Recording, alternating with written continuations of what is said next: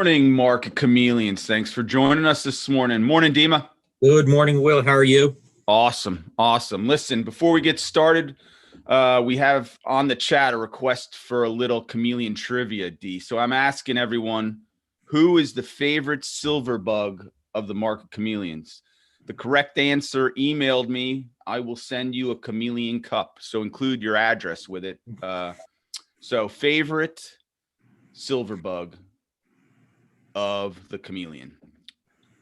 What do you think, Dima? Sure. Don't give the answer out. Don't give Okay, the yeah. answer out. I know the answer, but I know you do. All right, so you want to Okay. start with the disclaimer, buddy? Yep. Let's start, everyone. Thanks for joining us. Before we get started, keep in mind, Will and I, Market Chameleon, we're not registered investment advisors. We're not broker dealers. We're not telling you what to do. We're just sharing ideas. So if you do need professional help, professional advice, contact your broker. That's what they're there for. They should be able to answer your questions and provide you with guidance. There's the disclaimer, everyone. Excellent. With that, let's begin. And I'm going to share my screen real quick. I made a few notes on the agenda for today, and we'll quickly go over what's moving in the pre-market hours. And then I think, let me just take a look what I wrote down.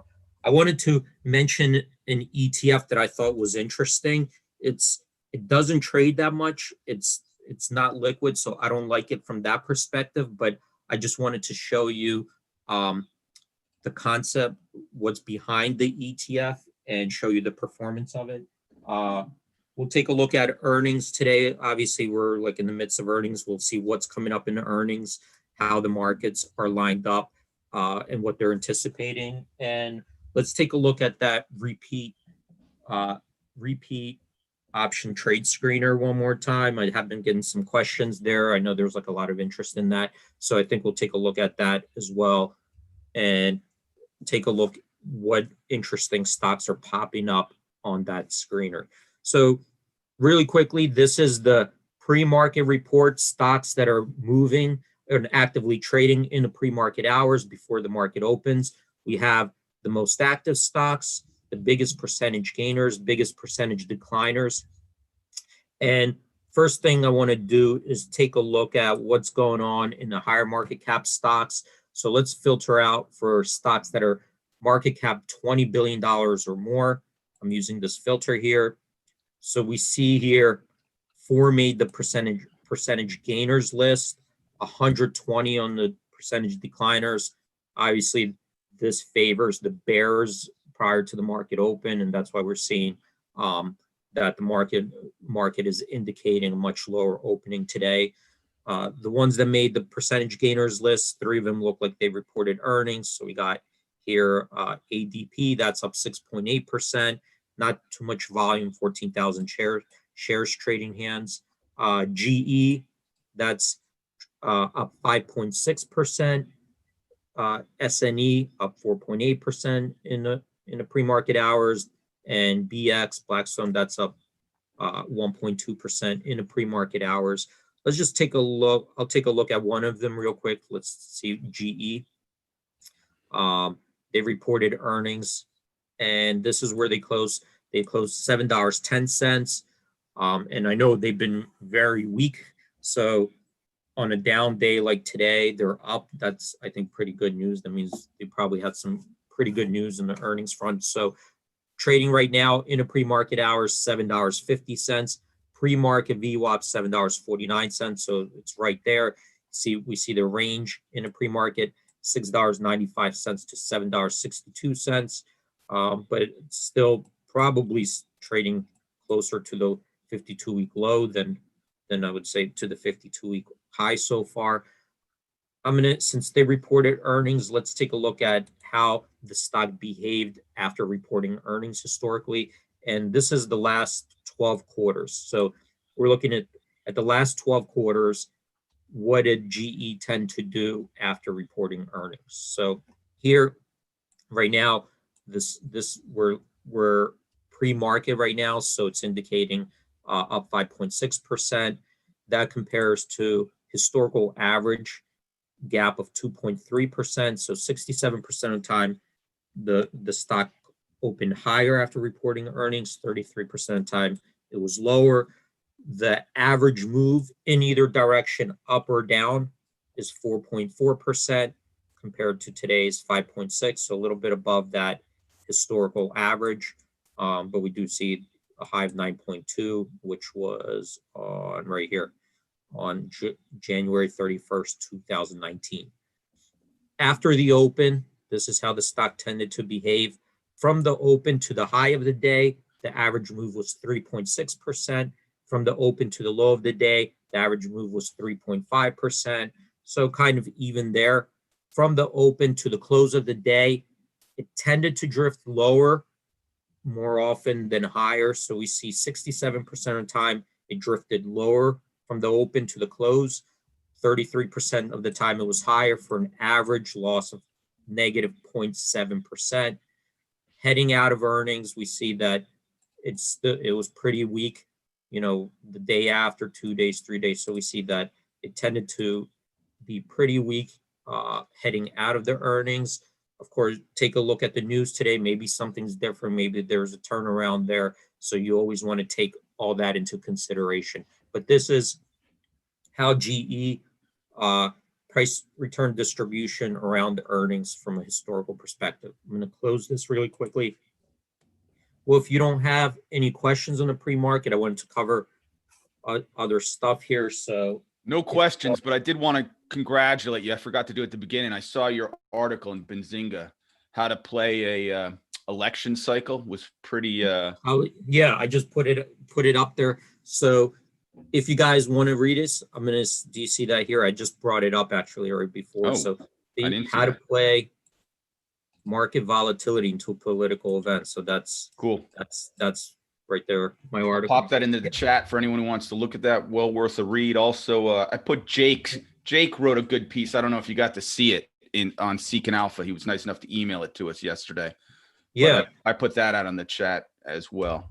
Yeah, so bring it up. But yeah, this is interesting because it'll show you, let me just show you. It'll talk about our straddle benchmarks in the card. So it's a pretty good read, I think, just for ideas how to play market volatility, especially around macro events. So let's move on from this list here.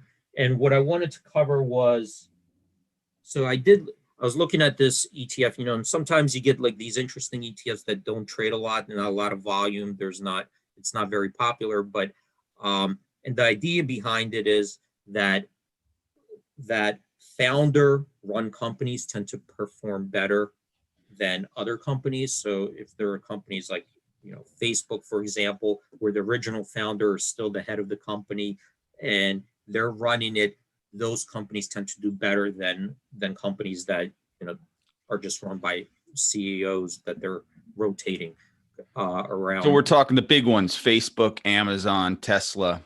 Yeah, exactly. Salesforce. And Oracle.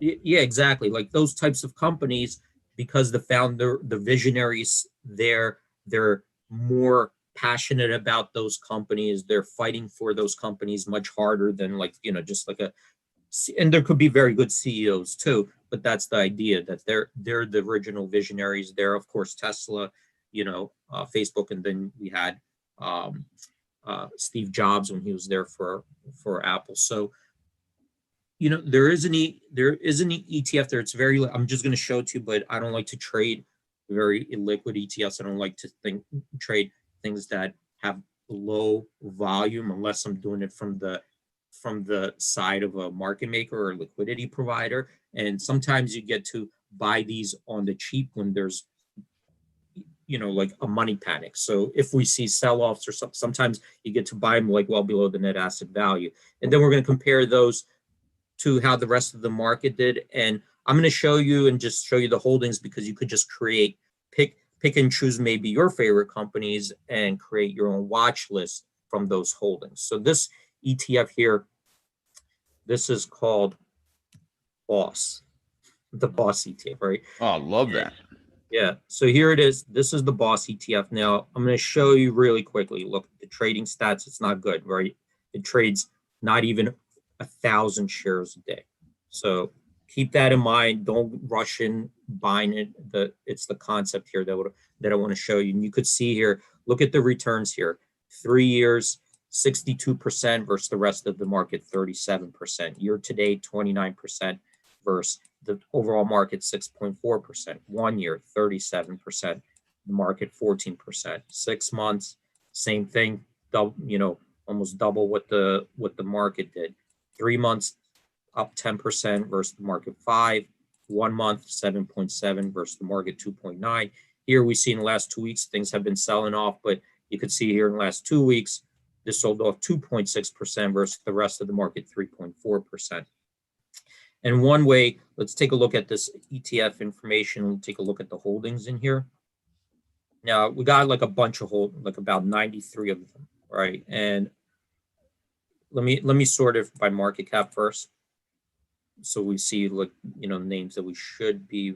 Wait, why didn't it do? Did I not press on the right button? All right, here we go. So Amazon makes the top of the list, obviously 1 point, and Amazon's been like on a tear forever, right? Facebook, Tesla, Nvidia, CRM, Salesforce, Netflix up there, BlackRock, Square Class, don't know, what is that stock?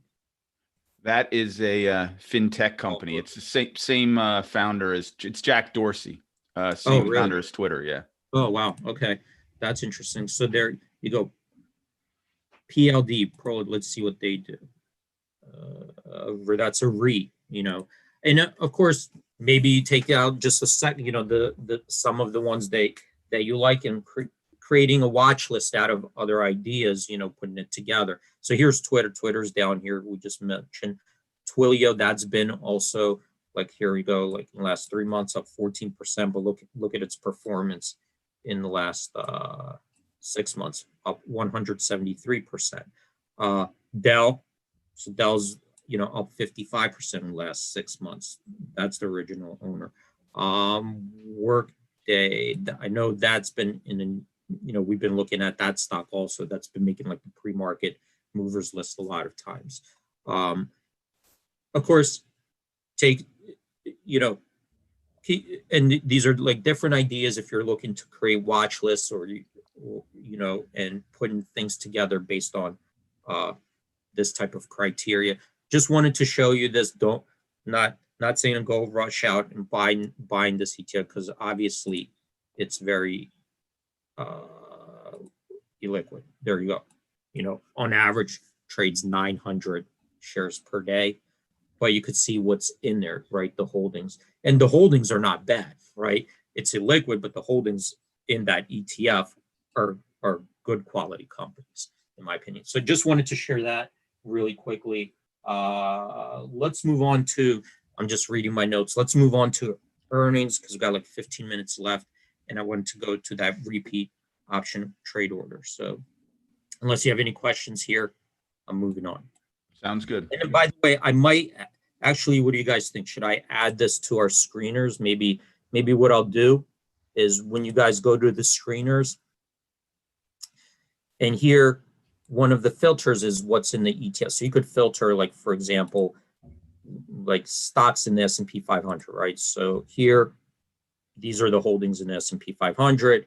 You want to do stocks in the NASDAQ 100, you could do that. So this could be part of, and you know what? I might just add that to here. So this could be another filter as a starting point to do research and then start narrowing down. So tell me if people like that. I'm going to start adding that to our screeners as well.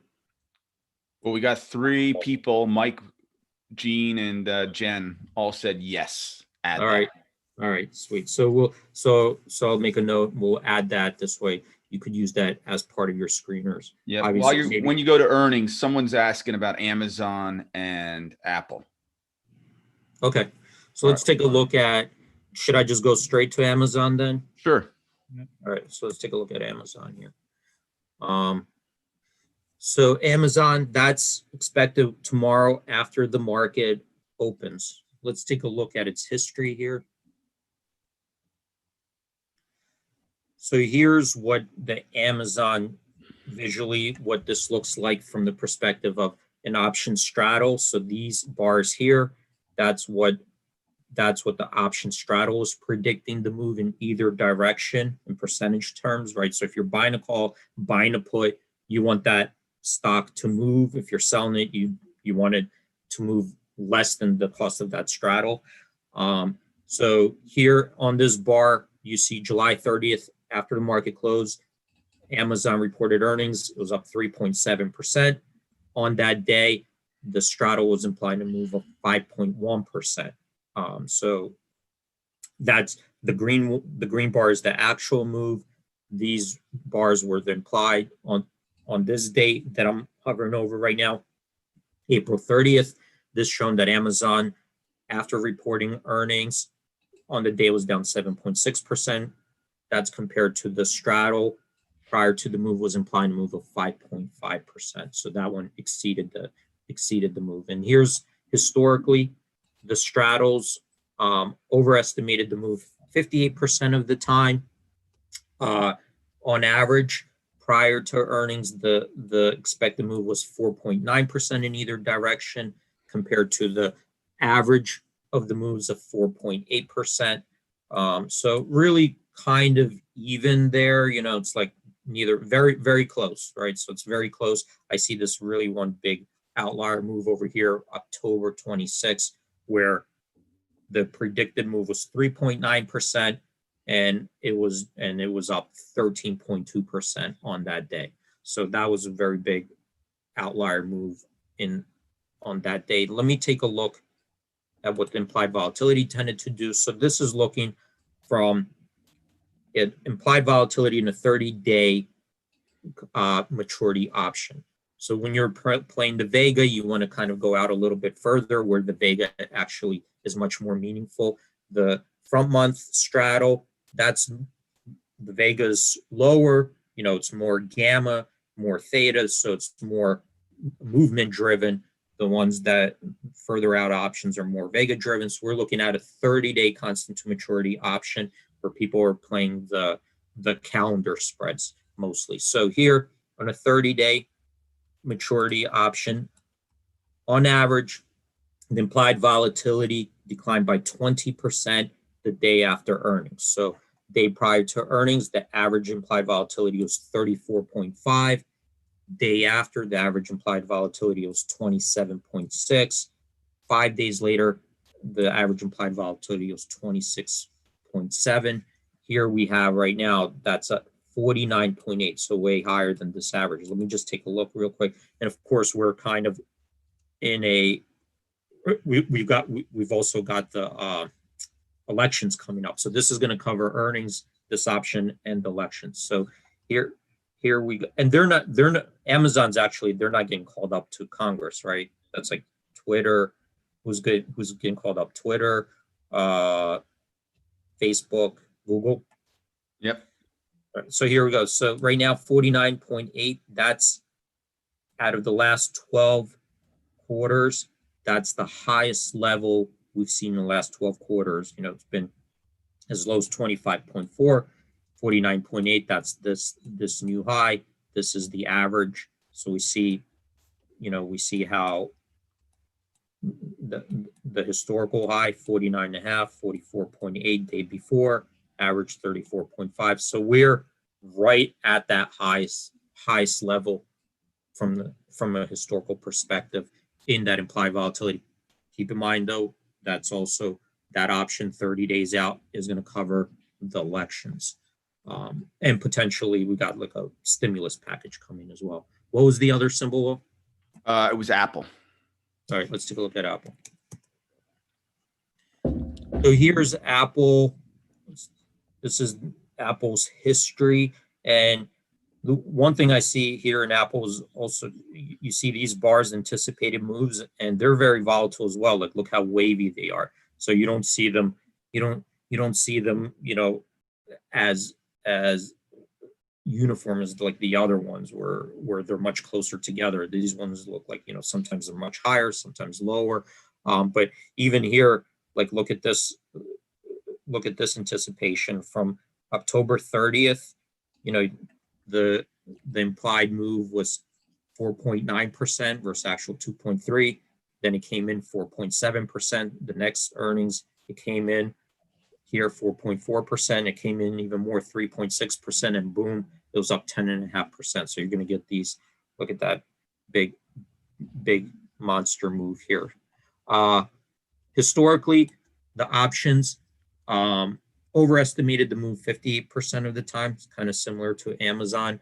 On average, the implied move in the last 12 quarters, up or down, was 4.6% versus historical average of 4.5%. So really, if you're taking the averages, the long-term averages here, the implied versus realized moves were very close, right? I mean, you're going to have these big losers, but then a lot of winners make up for it. So if you're playing the averages, very close, not a big differential there. Let's take a look at the implied volatility. So this is, again, 30-day option, 30 days out, very similar to Amazon. What we're seeing is day after reporting earnings, on average, implied volatility was down 21%. The day before, the average implied volatility was 30.5. Day after, 24.1. 5 days later, 24.2. Right now, we're at 44 volatility. So I'm guessing it's very similar, right, to Amazon, kind of following the same thing. We're on that high range, right, 44. So average 31.4.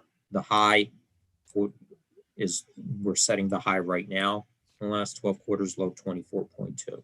This is what it did historically, 2 days before, day before. So we're getting close to that. Was that helpful? Hopefully super helpful. They are asking for more earnings information, PayPal, Visa, and also people are looking at SPY, well, the market in general, and seeing if you can screen for any bearish ideas, if there's anything about it. Let me take a quick look. So I think actually last night we did a publish. So you're going to see some new stuff. Let me take a look. So ooh, that's always trade exciting. Ideas. Huh? That's always exciting. That's going to get Jake all excited. Yeah, no, there are a few stuff out there that we published, and we had to fix a bug actually that Jake brought up that was causing like a sluggishness. So we fixed that and had to push out some new stuff. But I think today, let me take a look. So here we added long call, long put. So we didn't have this before. Now it's in there, it's screening it out from our screener.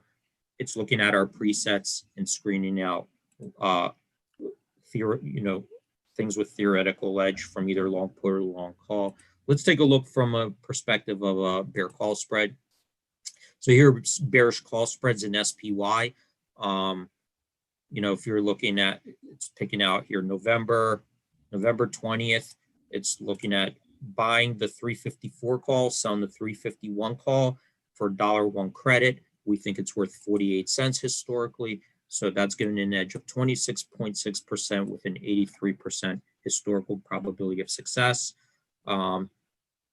Here we're seeing this one's a little bit closer, November 13th expiration. It's looking at buying the 364 call, selling the 361 call for 32 cents. We think historically it's worth a nickel. That's giving you a 10% theoretical edge with a historical probability of success, 98%. One thing to keep in mind, remember, we all these right now are covering the election, right? So that's not taking into account that this is only looking from a historical perspective. We don't have an election every 2 or 3 weeks. So keep that in mind. Let me take a look at it from a debit iron butterfly. Nothing. So this would look for a volatility play. Let me see debit iron condors. So it's not finding any opportunities there. So those are the bear call spreads long put. It picked out the October 28th. So that's today. So this would have been as of yesterday's close. It found the 340 put. It was offered at 253. Theoretically, we think it's worth 261. So that's giving you a slight edge, 33.2 with a 32% probability of success. So slight edge, but the frequency of wins are not as high. So that's SPY. I have 5 minutes left. I don't think I'm going to get then to that repeat option order screener. So if you have one more, I'll take a look at one more, and we'll do that screener tomorrow. There was a look that people wanted a PayPal look. PayPal. Okay. Is this for earnings? Yeah.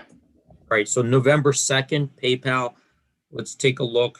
This is what it looks like in the chart. I would say if we were in a kind of in a bullish phase, like look at these breaking up to the upside, like these calls were probably on average. I would say the calls did better than just the puts, but let's take a look at those historical statistics. So the options tended to overestimate the move 54% of the time. On average, the implied moves were 5.6% compared to realized moves of 5.4%. Very close. Again, not a big differential, like kind of right in line there. Let's take a look at the implied volatility. So the implied volatility in PayPal, that tended to decrease by 24% day after reporting earnings. On average, we saw that 30-day IV day before earnings 34.9, day after 26.5.